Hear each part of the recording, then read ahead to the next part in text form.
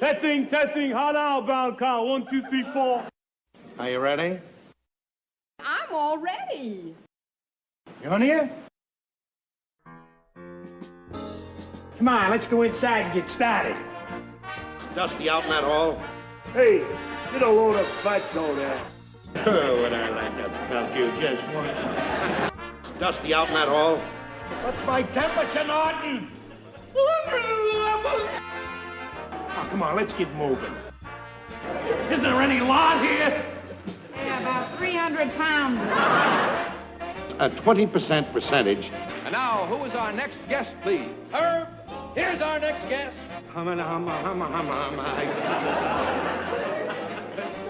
Ed Norton. Ha ha! Watch this.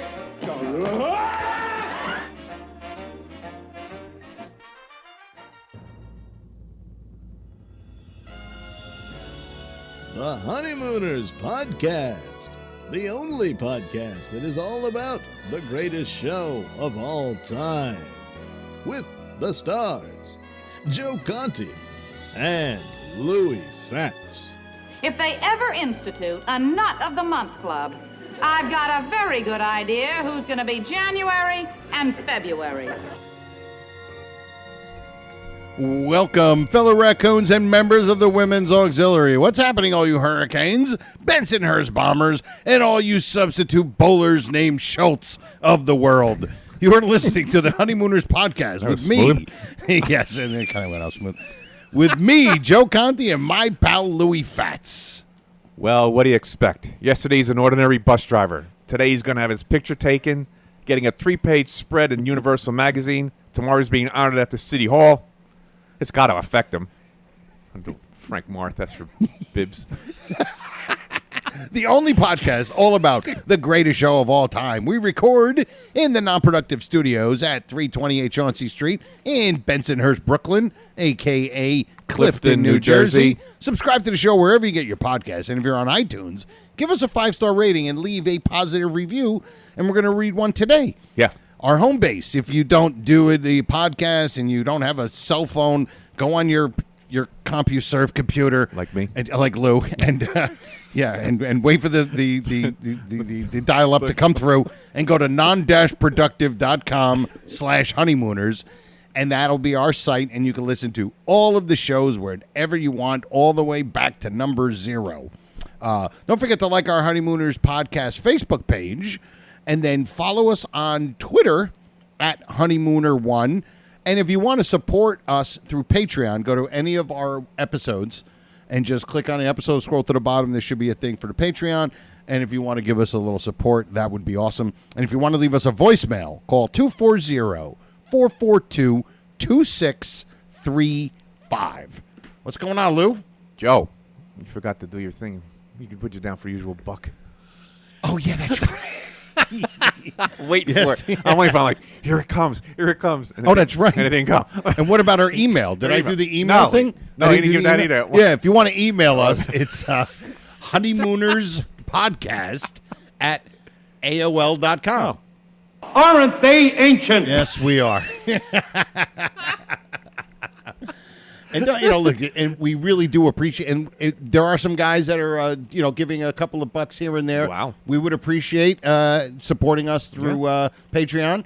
If you want to donate a little, I suppose I can put you down for the usual buck. Absolutely, we would much prefer $100. Absolutely, we would much rather prefer $100. Eddie Hanley. Yeah. And if you want to give us like 15 cents, Don't do that. Don't even bother. Don't even want it. Don't even want the 15 cents. I ain't got 15 cents. Louis will take it. You owe me 14 cents. 14 cents. So what's going on, Lou? Joe, number 98.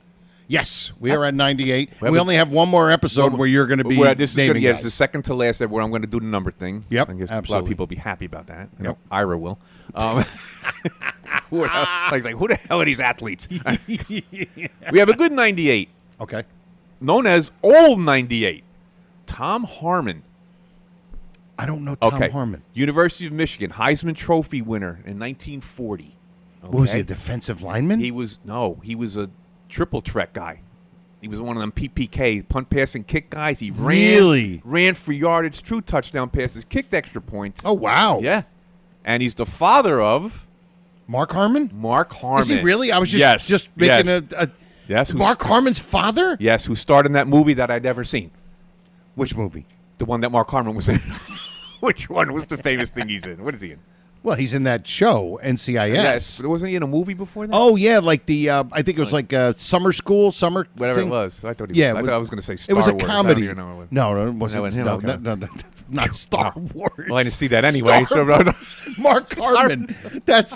You're thinking of. Wasn't that a Mark too? Yeah, you're thinking of. Oh God, now I can't think of him. The one who played Luke Skywalker. Yeah. Mark. Wasn't he Mark? I thought it was Mark Harmon. It's not Mark. Mark Harmon was in NCIS. NCIS. Yeah, right. That was his. It old shows Lou that you've never. Have you ever seen even like a still picture of anything from Star Wars? Yes. To know that it was. Oh, it's Mark. I'm blanking out. But it is a Mark, though, right? It is Mark. Okay, Yeah. it's a Mark. Yeah. But he played quarterback for UCLA. Really? So he's Mark an athlete Harmon. He's too. also an athlete. His father was a phenomenal athlete. Wow. Phenomenal athlete. And what was his first name? The father. Father was Tom Harmon. Tom Harmon. Tom Harmon. That's a good one. Yeah. I think you're going to do a Jesse Armstrong. Yeah, old 98. They called him old 98. Old 98. So anyway, got that out of the way. We have one more left. Oh, we got one more left. Number 99. We all know. Well, we'll save it. Yeah. We're gonna, Louis knows We'll keep who you it in is. suspenders. Yeah, okay. So episode 98, and before we even get started, listen, we're still not 100% back with all the rest. No, I'm still. All right? We still I'm still, don't as we have it. say in Italian, I'm still a little vavalude. Little vabaloot. But before we really get started, we have to talk about our fantastic, tremendous, wonderful, and our only sponsor. Right. And that is Silk City Hot Sauce. Okay? So you got to go to Silk City Hot Sauce. It's our pal Jeff Kingfish Levinsky. He is one of us. His father was one of the original members of Ralph, yep. and had some of the 60s kitchen set from the 60s show in the garage. I mean, from his grandfather. He's one of us, and he makes this wonderful homemade hot sauce. And he's a Jersey guy, and he's up in New Hampshire, whatever. And it is tremendous. They have so many great flavors. Like they have Slurp, which I love, which has like a peach flavor. Then there's a Mango Madness. Mango Madness. Lou good. Loves Aztec Attack. Right. Badass Jew. Badass Jew. Just a little hot one if you like hot. Badass Jews for you. Absolutely. It's great. I mean, there's so many people that say so many great things about it, It's the most delicious you've ever tasted in your life. Absolutely. It's great. And what you do is you go and find, there are different packages you can buy. Yeah. And you get all the different ones you want. And then you go to the checkout counter. And when you, if you want to get yourself 15% percentage off of your thing, there'll be a little thing right in the middle, a little coupon code, and you put RX in the coupon code, all right? And you get yourself 15% percentage off of your order, okay? And with that, you get a Cherry Sriracha. free bottle of cherry sriracha. I'm sorry, sir. I couldn't think of the words. All right, we'll get this thing back, all right? Listen, it's two episodes in 2.5 months. 2 months, yeah. So we'll, A little rusty. But it's they're great. They're wonderful. They taste great, and they're good for you too. Especially if you've been. I've been putting on a little weight lately. You don't have to worry about it. And if you're worried that it might be a little hot, what you do is I'll let him taste it. He'll be sold on it just like we were. you just let somebody else you go, taste it. taste You it. tell them because listen. How can this harm you? It's homemade. Exactly. We're really milking these. We're milking this today. That's okay. I haven't heard him in so long. They actually sound funny. Fantastic. Sounds fresh. Yes. So, we got lots of stuff we want to get to today. Yeah, we do. Okay. First off, we want to read a quick iTunes thing that we got. Somebody on iTunes put a thing. They rated us and gave a review. And it's from HAB in New Jersey. Gave us 5 stars. And it says, "You're on the air." And he says, "Without a doubt, a must-listen for any fans of the Honeymooners /Gleason/Carney. The talent of Louie and Joe are without equal, and I thoroughly enjoy every episode. It's a wonderful escape from the world today. And a great way to look back on the life from 1955 and 1956. You won't be disappointed. Woo Woo and RX. Thank you, Hab in New Jersey. All right, Jersey boy. Yep, a Jersey guy. It's a wonderful escape. That's great. That is great. So funny. The fire is scraped. So, thank you. And, of course, if you go on iTunes and give us a 5-star rating and leave us a fine review, we'll read it on the air also. So now what we want to do is before we get into our full-grown nut of this week, our last episode was Howard. Yes. Right? Howard, his full-grown nut status went right to the top when he sent us that whole thing with the I can't even think of what it was, the whole thing about the bylaws. The raccoon bylaws. Okay. It was unbelievable. So Howard sent us an email and he said, "Hey Joe and Lou, sorry it's late, but I've been helping his daughter move, but we haven't done a show in 2 weeks anyway. With that being said, I am so grateful and pleased to be installed at the full-grown nut of the week. As was said many times, it brings a lump to my throat and a tear to my eye to accept this award. I want to thank you and you and you, and I accept it for all the full-grown nuts who are nuts. This award will be a cherished part of my home office next to my bowling trophy from when we beat the Bayonne Butch in a raccoon tournament. Now I can show my wife all my fancy manners. Fancy manners that Carlos taught me. I can't wait to make the bed, make the oatmeal, tip my hat, and open the doors for her as a gentlemanly thing to do. I have to admit, when I heard my name mentioned, I was driving, and thank goodness I wasn't wearing my reading glasses because I would have no doubt Freddie Muller a new fender. Thanks again, and a woo-woo to all the raccoon members of the Woman's Auxiliary, Harvey Wallstetter and Jim McKeevers of the Lodge RX. Howard, Nut of the Week, Becker. Oh, great. Howard, that was great. Great email. Great email. And of course, your absolute, the bylaws, the raccoon bylaws was just tremendous and absolutely ridiculous. So what we have to do is we have to get into our new full-grown nut of the week. Yes, sure. And start it off. Here we go.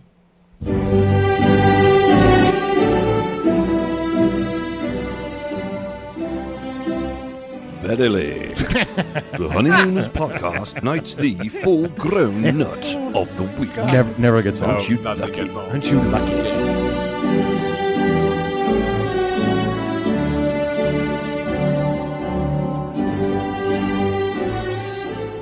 It gives me real pleasure to present to you this award.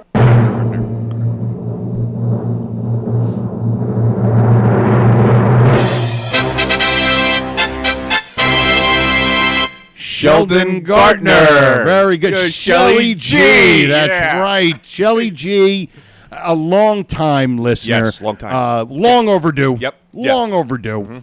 But Shelly G has always been part of the group, always chiming in. Chime.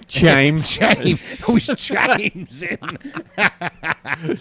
And, you might think, well, what took you so long? Because, sometimes the full-grown, the board of nuts. It ain't easy. A couple times they were like, Is this the man who gets the award? we were like, yes. Yeah, why not?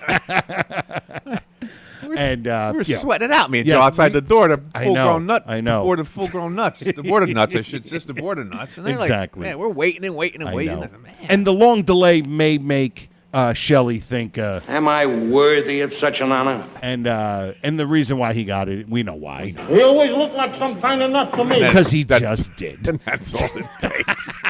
That's all it takes. So, of course, we congratulate Shelly G Yes, Shelley for G. being full-grown nut of the week, and we thank you. And I will say this. I was talking to Lou about it, and I was actually talking to Mark in an email, and this goes for Shelly and all you guys. We do a two-man show but in reality, we have a 3-person show. Oh, without a doubt. And you guys are the third mic. There are. All of you. Whether you guys have been full-grown nuts of the week or not, you all know who you are. You guys are an intricate part of this show. There are Larry. There are Larry. Yeah, and we do appreciate you guys. All of the the comments, all of the ideas, the goof, the brilliance in your sarcasm when it comes to like different comments on different things, because you guys don't just recite lines. No. You can. You can. And you do, and we do too. But it's usually related when they recite. Some people on other sites just blurt out a line like has nothing to do with anything. Or they just, like I'll put up an episode and I'll have a picture of Uncle Leo and then everybody will just do the Uncle Leo thing that he's doing in the picture. Yes. But you guys do so much more than that. Yes. You guys can make a reference and then tweak it to where it's a Honeymooners-esque reference and make it hilarious. And we love all you guys. Yes, we do. And a couple of girls. Well, I don't mean love. Yeah. You know what I mean. Yeah, but no. there's a couple of girls that are creeping up in our little on the levels here. Good, which is good. Which is good. We need some more dames and broads. I know, some broads and dames, and some tomatoes. We need some more of them. Some tomatoes. But thank you. All right. We really appreciate you and you. And you. But congratulations, Shelly. All right, for being full-grown nut of the week. All right, so where do we want to go here? We are going to go. We have not done this in a while. Oh, yeah. It's going to take me a minute. Or a show, second. actually. We're going to take me a second to find it, and here it is. Hear ye, verily, hear ye. Dave twice. The Honeymooners podcast now presents Ad Lib or Not an Ad Lib. That is the question. Okay, and of course, I screwed up by not having the actual clip ready. Oh, all right. Good. But it's from. We'll give them the little bit of the gist of it while I'm getting it ready. It is from Man from Space. Right? Oh yeah, yes, right, yes. And Man from Space. Now I just have to find it because they're all right here, and it's Norton's in the apartment dressed up as Pierre Francois Delabriowski. Delabriowski. So this is where the scene's going to take place. So picture him. Get your bearings straight now. He's in the apartment with Ralph. Yep. And it's one of my favorite observations that Louis made. And after Louis made it on the show, other people started making the observation where he got all of that stuff in that little box, which is just fantastic. Man from Space. Here we go. Hold on. I'm gonna taking it from the top. That. Take it from the top. Yep. All right. Oh, here we go. Okay. Any dope with $10 can rent a costume. And on top of it, you stole the idea from me. Peasant. There it is. That's it. Peasant. Now, that was given to us from, was it Stanley? No, Stanley. Bob Stanley. Bob Stanley. All right. Picture from the Boston Red Sox. Yes. From Kearney, New Jersey. Yes, from Kearney, New Jersey. Yep. Let that ball go right under the catcher's glove, and then history was made. He makes a great point. He says, was that an ad-lib from Art Carney? Because it's such a, it almost seems like a throwaway line, so to speak, like just peasant. And, of course, it goes great because he's supposed to be regal with... Joe, could you play that again? No, can't do it. Okay. All right. Sorry. Forget about it. All right, here we go. I want to hear what happens after peasant. Okay. Because I think there's a little chuckle. Yeah. Thinks I detect the presence of the green-eyed monster. You don't detect nothing. I'm not jealous of you, Norton. You don't detect. Just remember. You don't detect nothing. Any dope with $10 can rent a costume. And on top of it, you stole the idea from me. Peasant. In a word for the immortal Pierre-François de Bliowski, la plume est bon si t'es bon, les ferons les confitures. Now, what does that supposed to mean? That means wait till tomorrow night and see who the judges pick as winner at the costume ball. Yeah, I just Costume want to hear ball. that. I know you want to hear. I love hearing costume ball. The costume ball. Now here's the thing, Joe. When he says peasant, I wanted to see who spoke next. Right. So it's Norton. Yep. He says peasant, and then he goes into his line. Right. So if it were Ralph speaking next, then I would think peasant was in the script. But now that Norton speaks after he says peasant, Right. that could have been an ad lib. It really You know what I'm could saying? have been. You don't understand? Yeah, where I'm going with because if he said that and then Ralph responded, maybe not to that exactly, but Yeah. responded to his speaking, then it's like, well, that's probably what he was supposed That's to what say. I'm saying. He would if Ralph speaks after peasant, then you can say, okay, it was scripted. Right. But Norton speaks, so he could have put that in. And let's face it, when they write these shows, and it goes for most sitcoms, there's no words that are just there for no reason. No. You know what I mean? Like Yeah. everything is precise and concise. Obviously, then it was recorded live in front of an Yeah. audience, Yeah. so they just went with it. That's where we get all the flubs and all Yeah. the ad libs and all that kind of stuff.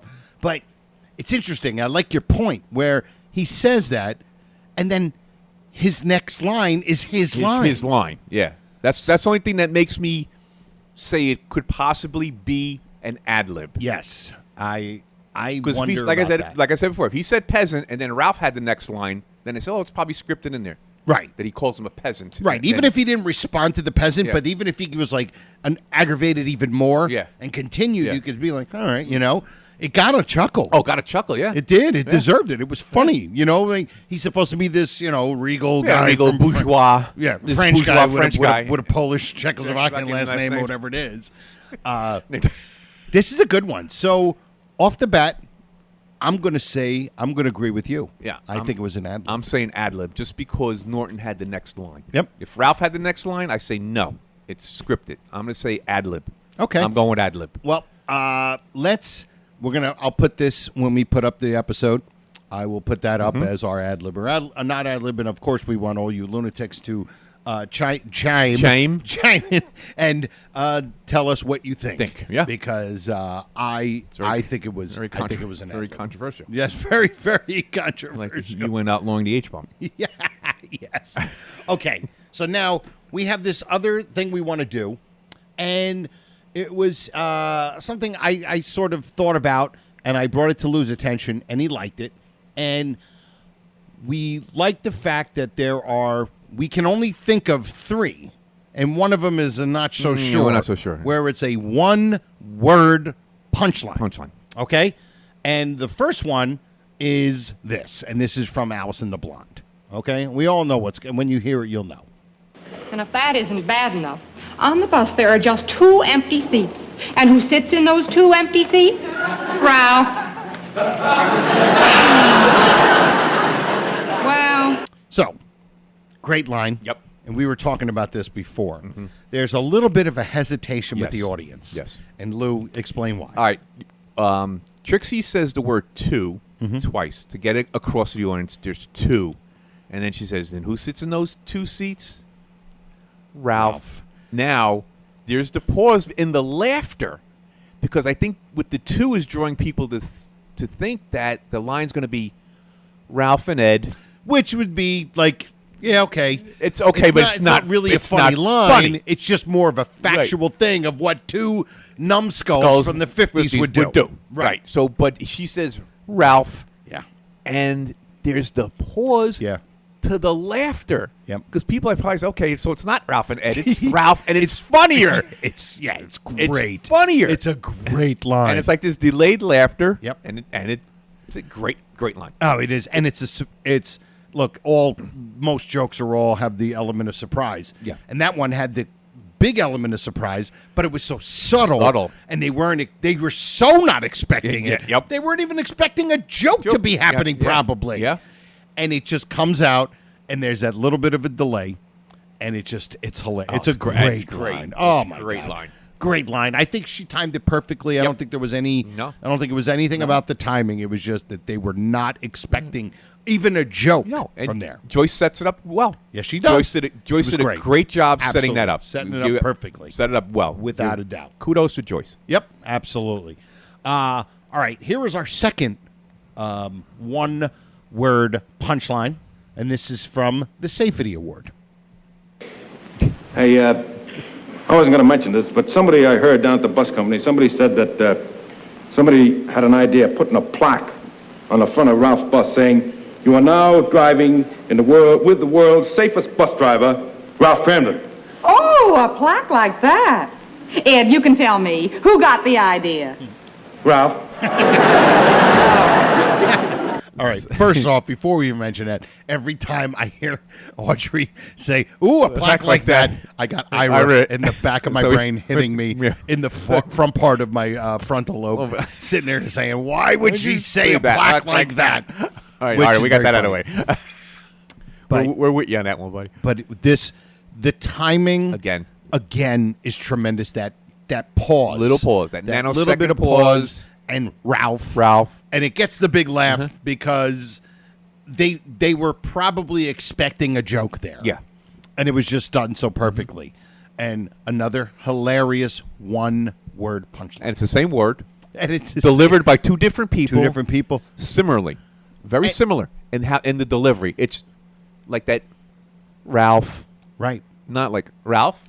Right, because you have to say it like that. You have to say Ralph. Right. Yeah. You can't have the inflection up at the end. It ruins the whole joke. Especially her. With him, he was right in the middle. Yeah. It was Ralph. You know. And what's funny is that you think about it. One was a fat joke, and the other one was kind of the boasting, blabbermouth, the blabbermouth kind of thing. Yeah. So it kind of touched on two of the main.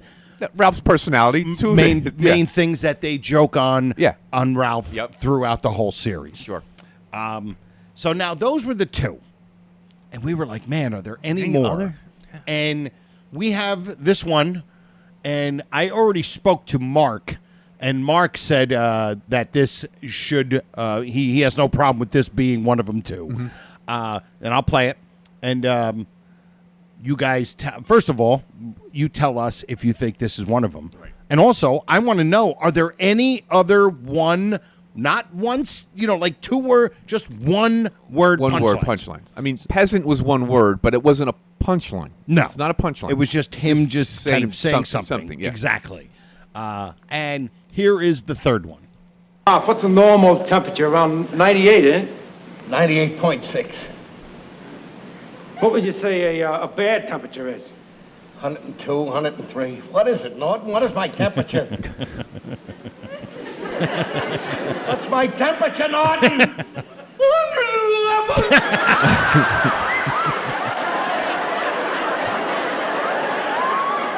That laughter is just God. Okay. So, here's the thing. 111. Is that two words? It's one number. No, it's actually one. I would say one word. That's where we're, it's the number. It's the number 111. 111. It's a number. I guess it's the and part of it. That I makes guess it sound 111. 111. But so you're saying that if it was 100 or 100 or 90, that would be one word? I mean, it's still one number. Yeah. Just happens to have the and in there, but I guess we can stretch it. I think so. And I also love the fact that and we were talking about it before, like when Ralph's getting annoyed that he's not telling him his temperature. Yeah. What's my temperature?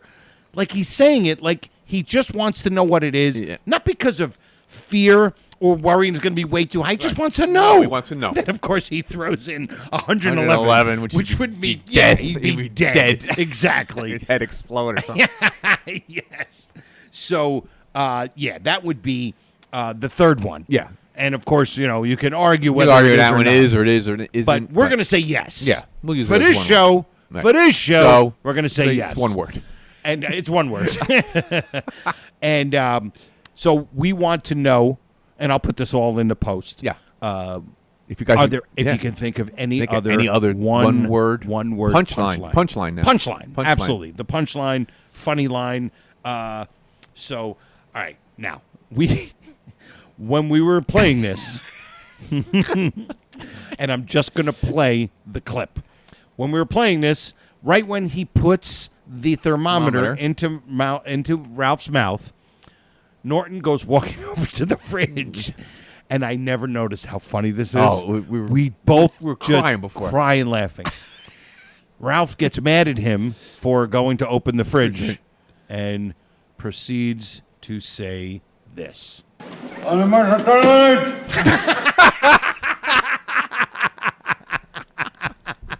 It just gets funnier. Yeah, I'm gonna.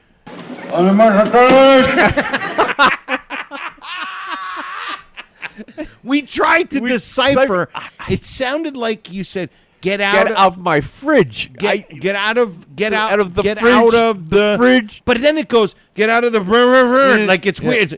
Out of my I don't know what he said. I don't think they said fridge back then. No, I don't know. No, they didn't. It's not icebox. No, well, it was an icebox, but he doesn't say that. I don't think. But it's just. Well, they used to say fridge was a word back because it was the you know, like when a Frigidaire. Frigidaire. I was gonna say when the brand becomes the like Q-tip. Like Q-tip. Like they used to call vacuum cleaners Hoovers. Oh, okay. And Frigidaire, they would call it the fridge. The fridge because of the Frigidaire, yeah. right? So that he could have been saying that, but it's an icebox. It's just I don't know if anybody is out there who can decipher this. It's fantastic. I love it. I always thought he was saying out of my fridge. I don't know. Because obviously it's planned. Yeah. And I don't know if that was Gleason just coming up with some garbled nonsense just to maybe make it sound funnier than to actually say, "Get out of my fridge." I don't know. But like it's one of those, this was a moment. I'm like, I never really paid attention. And it's just...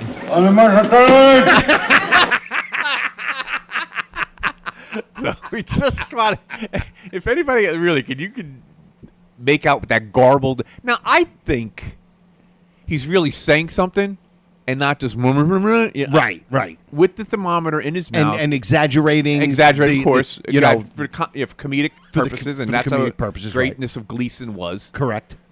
And I actually think he may have said something there. I would like to believe that he actually said something there, and if anybody out there can figure it out, or maybe they could disagree and say, no, he's not saying. He's just mumbling something. Yeah, that would be great. There's more. We're giving you guys a lot of work. For this episode. I don't do research anymore. I threw it on you. But yeah, so that's our third thing we're gonna want from you guys. Yeah. All right. The third thing, ad lib or not ad lib. Ad lib. Yeah. Is peasant. That was it. That's the ad lib. And then of course, are there any other one word punchlines? Punchlines. The main thing there is punchlines. And then of course, what he's saying. Okay. My God. All right. We're gonna go a little long. We just discovered that before when you were playing the clip. I know. And the funny part is the first time we discovered the drinking scene. Yeah. Yeah. Like. Yes. It's good to discover. Actually, it's good to discover something new. It really is, because we're at 98% capacity with the honeymoon. We know everything. Everybody, all our listeners know everything. Knows every single we know one. everything. Yeah, and it's to just get something like this. Really, it's you know what it is. It's like when you're driving home from work every single day, and then all of a sudden one day you happen to look to your left and you're like, I never noticed that field. Yeah, right there. Yeah. Like, wasn't there a house there? Yeah. And there wasn't. There's always been a field, and you're like, I can't believe that's there. That's how it feels. So, of course, that's a field on your route to work. Yeah. This is the greatest show ever. So to get something new and fresh. Yep. Even if it's just something as silly as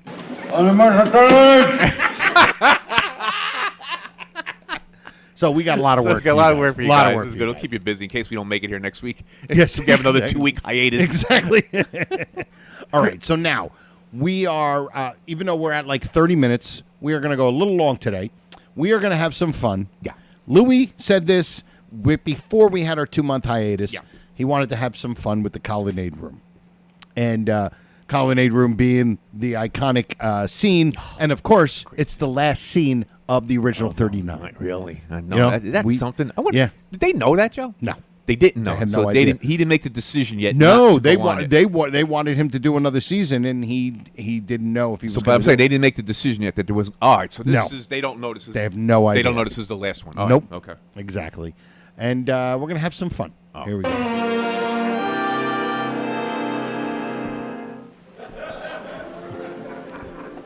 All right, first of all, as soon as you get there, you see Bert Wiedemeyer, Bert Wiedemeyer, Harvey Wallstetter. Harvey Wallstetter Frank leaving Barth with a woman, was- and Brother Bibbs is completely obsessed, like looking at the Zapruder film, like DB Cooper, and he's just wanting to know who this woman is. This is not. This is Helen. not Helen, or that's right. It was another Helen. Yeah, she was yeah, Helen. This Helen and the other Helen. And then right, Judge's Hurdle's wife. And Hurdle's. There were 3 Helens. I never really realized that.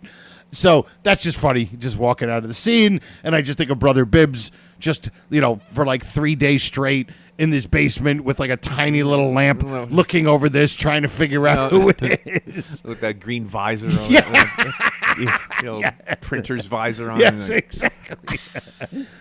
So, and here we go. Let's go a little bit. That was a delicious dinner. I don't know when I've had a better steak. Would anyone care for any dessert?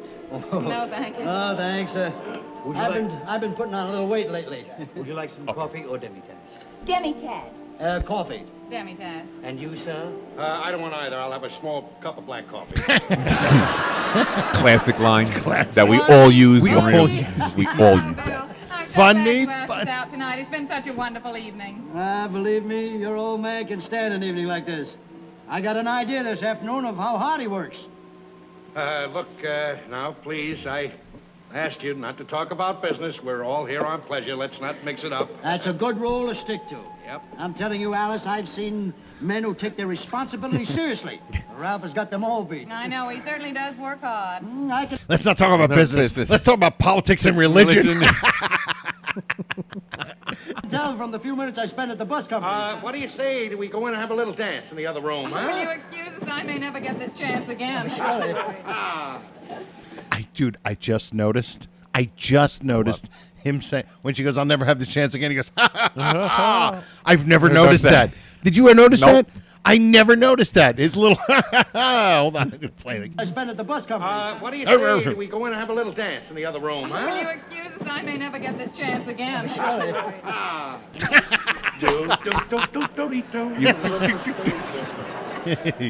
it was certainly nice of Ralph to invite us here tonight.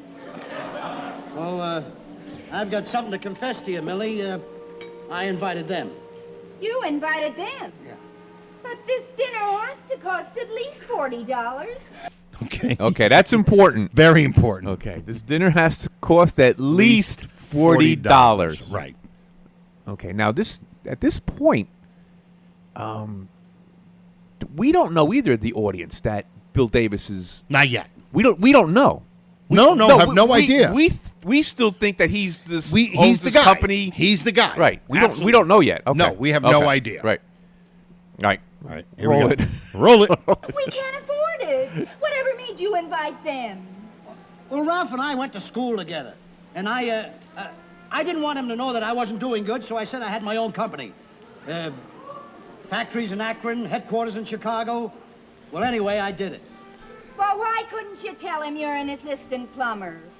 All right. So there was the gasp from the audience. Yes. Okay. So a little that's bit of the gas. Like, They're- you're not going. Right. You can't now, afford it. now their brains. Now are the starting brains. To go, Yeah, wait now- a minute. Hey, this Hey, guy. this guy's. Hey, you. Hey, you. All right. Here we go.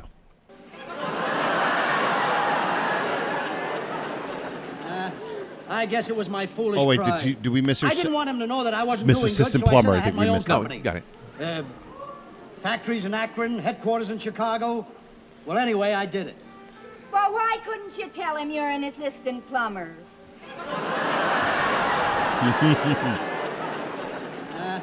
I guess it was my foolish pride.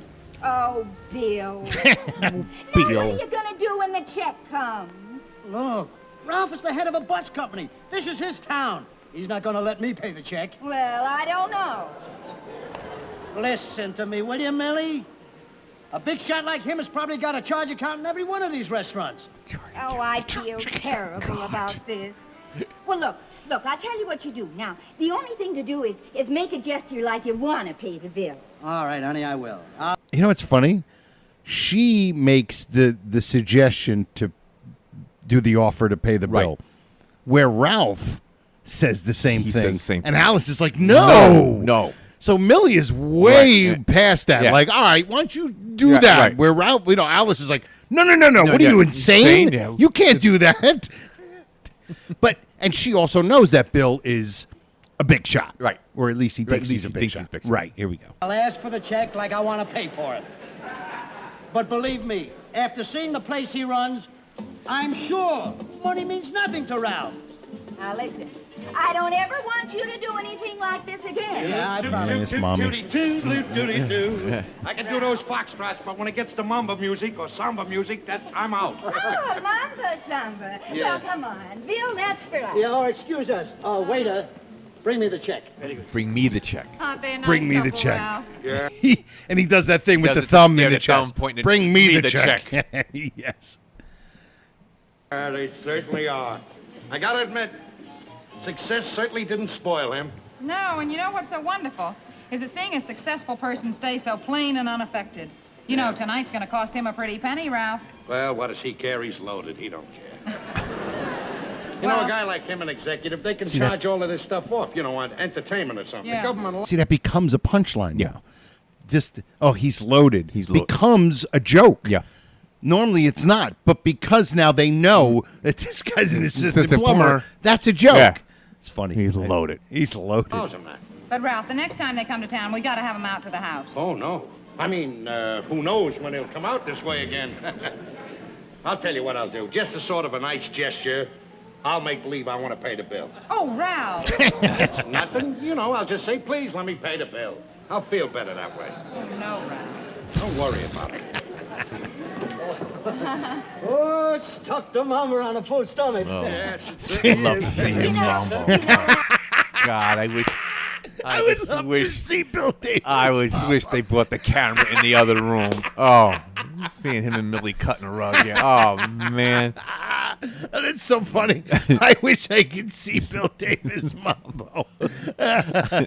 All right, here we I go. first met Bill. He wouldn't sit out one day. Oh, the check, I'll take it. Now, wait a minute, Bill. I insist that I pay the check. Okay, Ralph.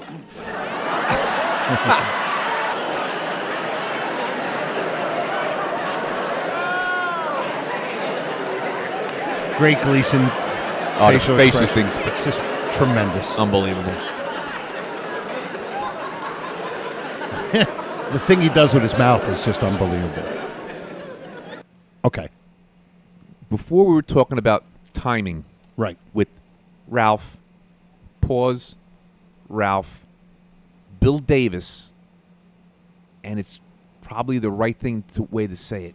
Right into it. Okay, Ralph. Absolutely. There can't be a pause There can't be a there. pause or anything. No. Because it's showing like, oh, yeah, you're paying You're for paying this. like, okay, like not giving anybody a chance to breathe Nope. and think about it. Okay, Ralph. See, that's where timing comes in. Yeah. It's so important. I know.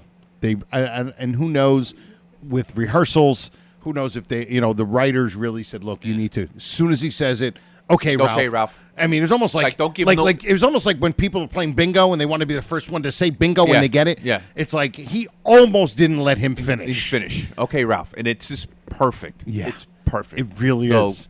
Way to go there. What's his name? Dick Burney? Dick Burney. Dick Burney. Yep, absolutely. He's a New York guy. Yes. Born in New York. Yeah. All right. I love when he looks up and then looks down. And, Yeah.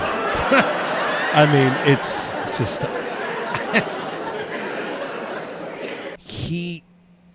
that 30 seconds. Because first it's he's shocked that he's going to pay for it. Then he's hesitant because he's like, I can't believe this. And he's doing the thing with his mouth. Yeah. And then he looks up almost like to go, almost like to give like you're winding up. Yeah. He's winding up to look down. Yeah. So he looks up to look down, and then that just smidge of a jump that he has because he's so shocked at the bill. It's if anybody wants to, learn how to pantomime, as you say, or just learn physical comedy, you just watch him. Yeah, you just watch him. I got a confession to make. See, I love the laugh of that. I love that they laughed at that because it's not realistically, it's not really a funny line. No, but it's funny because he's resolved to the fact that I got to tell. I got to tell the truth. Yeah, I got to come clean. I got no other recourse here. And it's great that they laughed at that. Yeah, because there's nothing really funny actually going on, but because of everything that happened up until this point, that makes that very funny. In her face right now, if the way I have paused, it's great. She's got this look on her face like, I can't believe you're so stupid. Yeah. Here we go. My wife Alice has told me this once. She's told me 1,000 times that I shouldn't try to be somebody I'm not. I can't afford to pay this check. I'm not the boss of the Gotham Bus Company. I'm just a bus driver. That office I had you in today belongs to Monahan. He's my boss. Sorry. Just another case of my silly pride. Oh, Ralph, you couldn't have done a thing like that. Oh, yes, he could have. Yeah, could have. I don't know what to say. Yeah, you know what to say, Alice? You guys have any money on you? Do you guys have anything on you? Because I don't have a charge account in this restaurant. Yeah, Bill, you're a rich guy. Do you have any cash on you? Bill? Bill? You better say something. I just want to say something. We can't figure out her name, right? Millie. No, her Helen. Oh, it's a Millie. Millie, she's Millie. But her actual actress.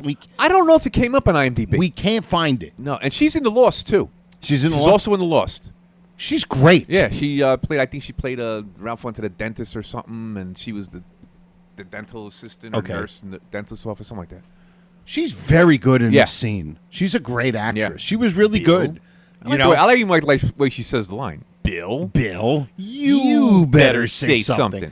Like really zinging him. Absolutely. Really zinging him. Like you think he's because you're just so dumb. Just like you think Ralph's an idiot right here. Well, you're just the biggest idiot. You think that I got something for you. Yeah. You want to talk stupid? Ralph, I haven't got any company in Chicago. I'm an assistant plumber. Because at that point, the audience doesn't know anything. No, they do know. They do know. That's right. They've said That's right. That's right. And two isolated times they said. Right. But then we all know what Ralph's thing was already. That was already been established. But it's funny because when he says assistant plumber, it gets a big laugh. Yeah. Even though they already knew he was an assistant plumber. Right. But it gets a big laugh. We didn't come here by plane. We came by bus. I can't afford to pay the check either.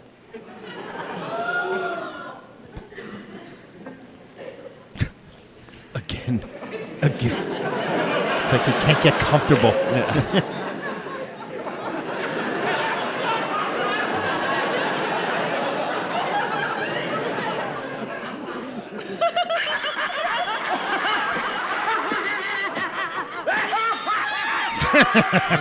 Like screaming like that.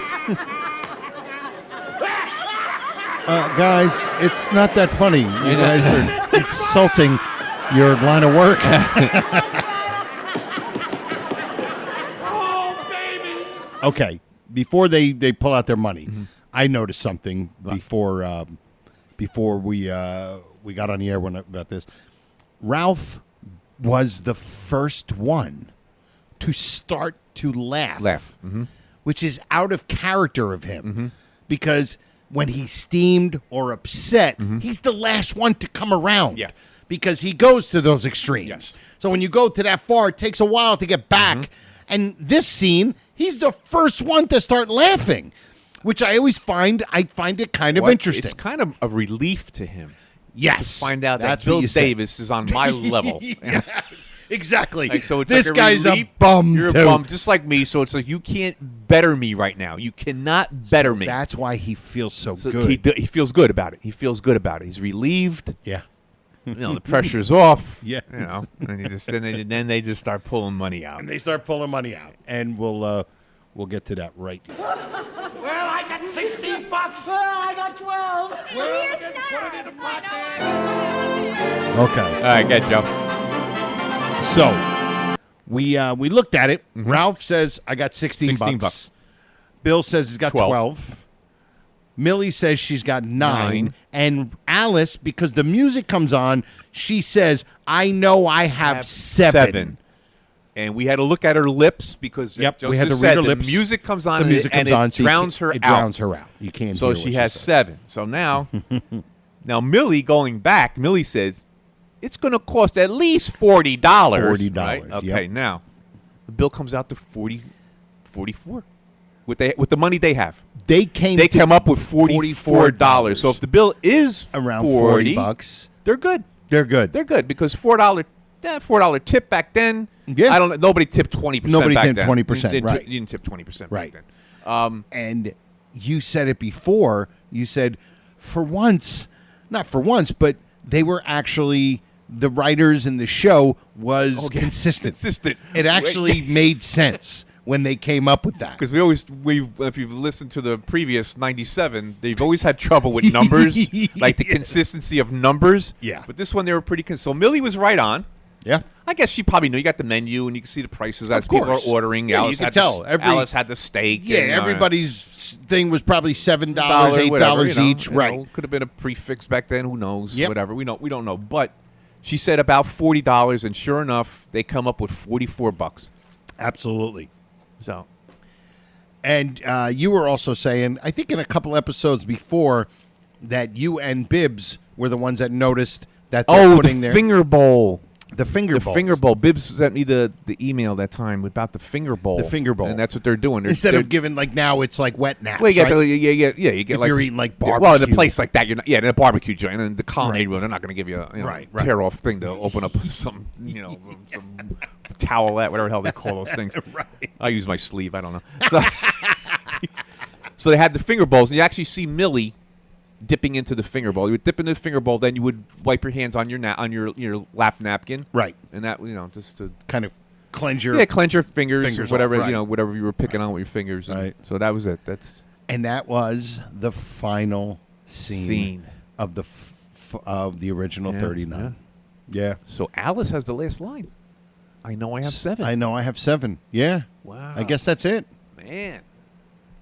Does she have the first line? Oh no, I think Trixie does. Trixie walks in. And when Ralph, when Alice is doing something in the kitchen. Alice is the first to appear. Trixie comes in. Hi, Alice. Yep. And that's actually where it all starts. And ends with, I know I have 7. I know I have 7. The old colonnade room. Another reference that everybody makes. Here's a good thing, Joe. I always thought about this. Yeah. What night of the week is this? Is this a weekday? Is it a Friday night? I don't know because he wasn't like just somebody they wanted to get together with. Yeah. This was somebody that was here at a certain time. Yeah, I'm saying, but they met him at the fights. Wasn't it the next night? Didn't they meet at the fights the night before? Right. Yes. So obviously that was probably during the week. I mean, they used to go to these things during the week back then. Right. And so everything wasn't always centered around the television. Yeah. And so they went places. So they probably met at the fights the night before. And now they're in the colonnade room. It could have been a Thursday, Friday. It could have been a Friday, Saturday. Right. What night it could have been. Absolutely. I'm just wondering. Could have been a Friday fights. Friday night fights. Didn't they say that a lot? Yeah, well, that was on TV, the Friday night fight. They used to go to like the local, Okay. Going, So it could have been Friday and then Saturday. Yeah, don't know. Could have been a big Saturday night. Right, could have been. I don't know. Yeah. But Friday night's the cheating night, so that's when Frank, when Harvey Wallstetter would have been out cheating on Helen on Friday night. Saturday night with Helen. That's great.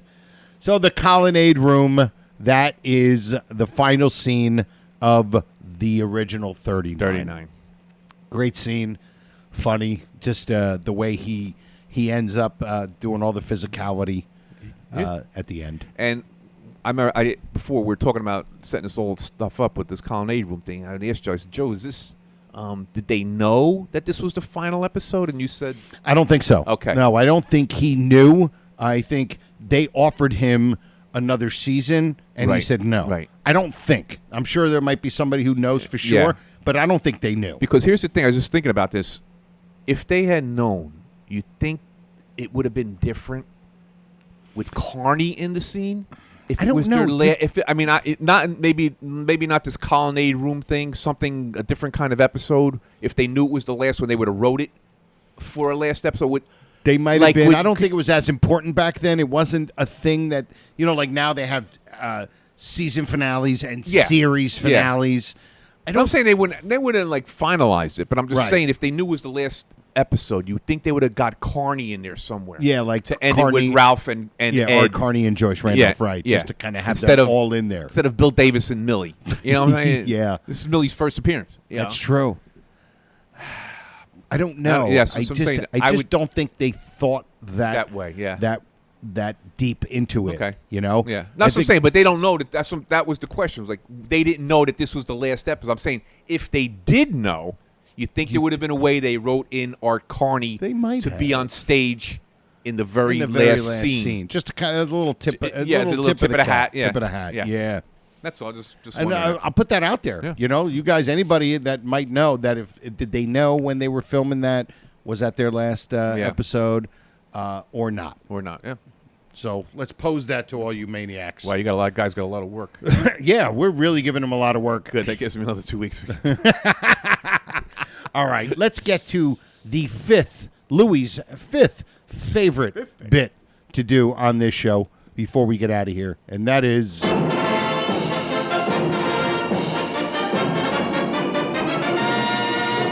Now, Tom, who is our first guest, please? Our first guest, ready to leap the first hurdle on his way to the $99,000 answer, is our comedian from Africa, Joe Conti. I don't care if you're in Africa. I want to see the expression on your face when you miss it. Wow. Who's she? A little messed up. Jeez. Man. All right, what do we got? All right, Joe, this is a good one. Okay. You get this one. I'm going to need the ticking sound for this one. Yeah, you're going to really, it's going to run out, too. You're going to have to play it over again. I'm not alone the ticking sound. Okay. Get the clicking out of the phone. All right. Okay, now, in the card game, the famous gin. Yep. Okay, Ralph's going through his like, he's taking apart, like, his strategy. His strategy. His strategy. I said, I hear you're going for queens. I saw you pick up a queen before. You're going for 3 queens. I saw you discard. Blah, blah, blah, blah. And he goes, then you have no use for this card or something like that. And he puts it down on the table, and Norton picks it up and goes, gin. Right. What's the card?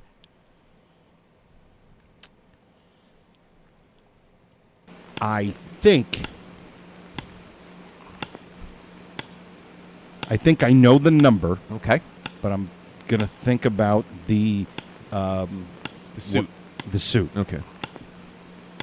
7 of clubs? Ooh. No. Close. 7 of spades. Yes. Was this? Now, all right. Okay. You did. He says to him something about the 7 of clubs. Like, I see you pick up the 7 of clubs, or you discarded the 7 of clubs, so you'll have no use for this card.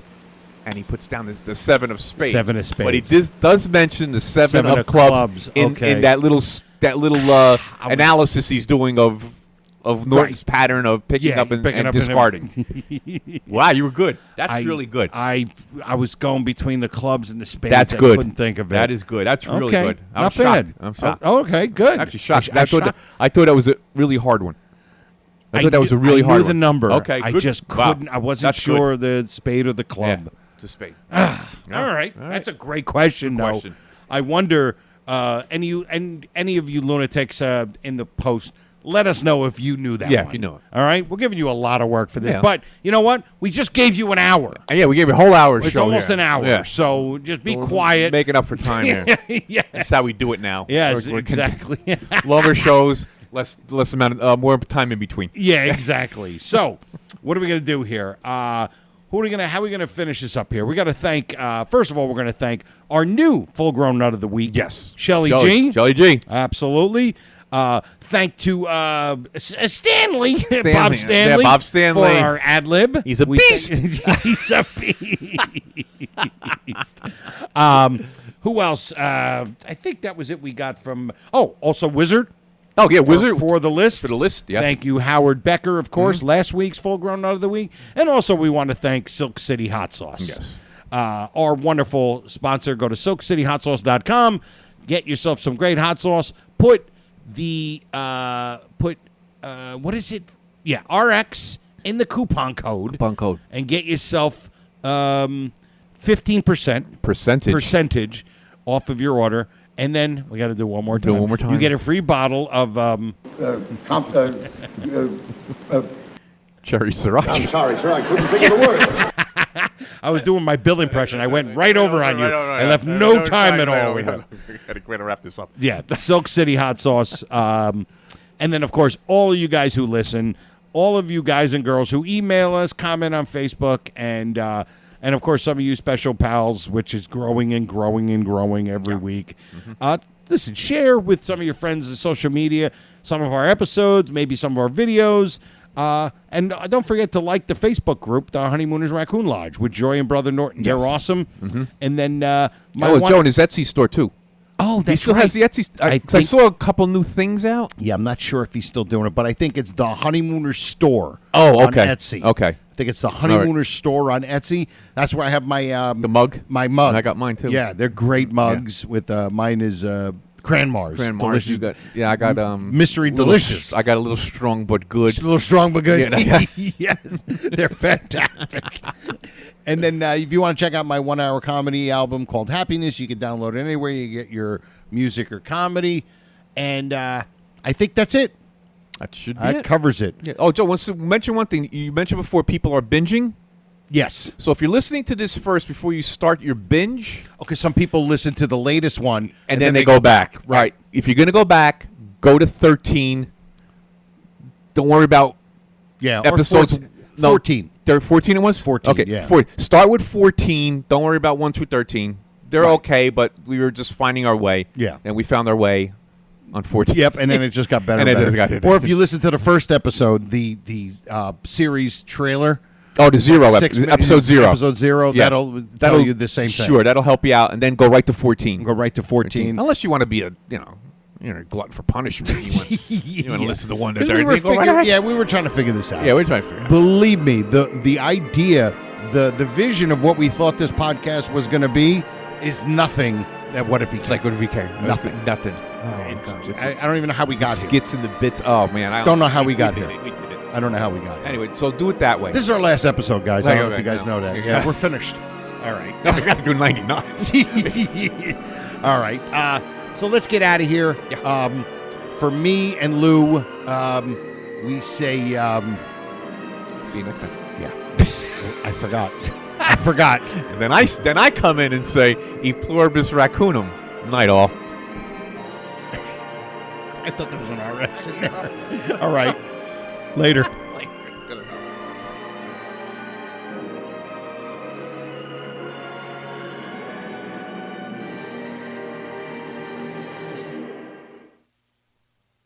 Goodbye, Mr. Crandon. I'll be seeing you. I'll be seeing you, Irving Kane and Sammy Fain, 1938. No, Mr. Crandon, it's all over now. It's all over now. Bassy Simon, 1927. No, good night, Mr. Crandon. Good night. There were 2 songs, Good Night. It was Good Night, Irene, written by Lomax and Ledbetter. Good Night, Sweetheart, written by Rudy Valley and Ray Noble. RX. This has been a non-productive media presentation. Executive producer, Frank Hablawi. This program and many others like it on the Non-Productive Network is distributed under a Creative Commons Attribution Non-Commercial No Derivatives license. Please share it, but ask before trying to change it or sell it. For more information, visit non-productive.com.